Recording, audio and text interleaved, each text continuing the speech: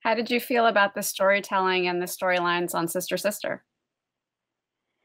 I had my battles, but the thing about Sister Sister, when I met those two twins, they were 13. I think they just turned 13, and I knew then that they were talented. That they had an innocence about them that was fun to watch and fun to be around. I knew Jack Hay was one of the most talented and serious actors that I had ever worked with. I didn't, when I heard Jack Hay was going to be on the show, I was like, oh man, I'd already committed myself, but I didn't like it. I thought, she's broad. I'm not a broad guy. I'm more, you know, I'm more, everyman. I'm not the sort of outgoing guy. I'm not black enough according to Hollywood.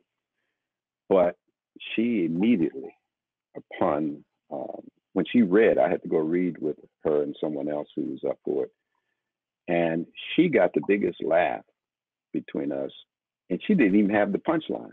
I had the punchline. I went, okay, respect. This is a serious talent here.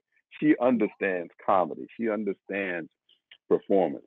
And working with her, she kept me honest. She wouldn't let me play. She wouldn't let me kind of give less than 100%. And she challenged me a lot. She's another formidable opponent, that's for sure. But I love her dearly. And those 6 years, the three of them kept me sane. The writers and I, we fought.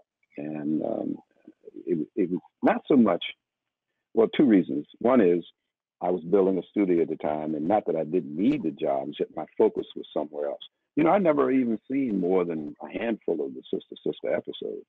Wow. I just love the people. And there were so many, excuse me again, there were so many stories behind the story.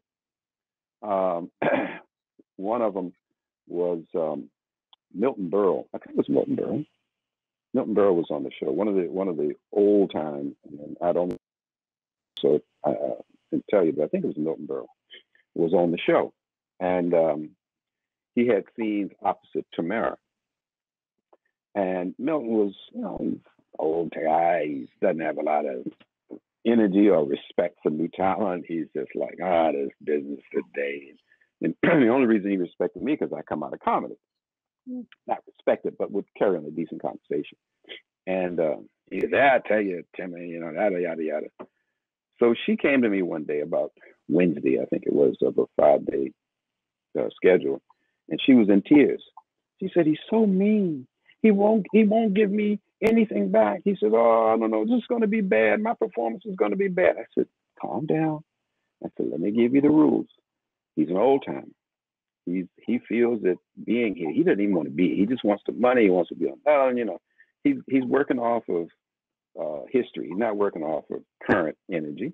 I said, this is what's going to happen.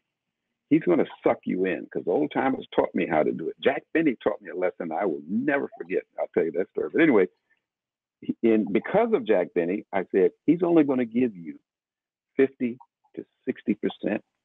I said, but on tape day, he's going to take it there. What's going to happen to you is you're going to get tied into that level that he's giving you now. And when you start performing on that day, your level is going to be down here. He's going to be up here. He's going to look great. You're going to look like, okay, I was just here. She said, oh, I said, yeah, so this is what you do. Only give him 60 to 70%.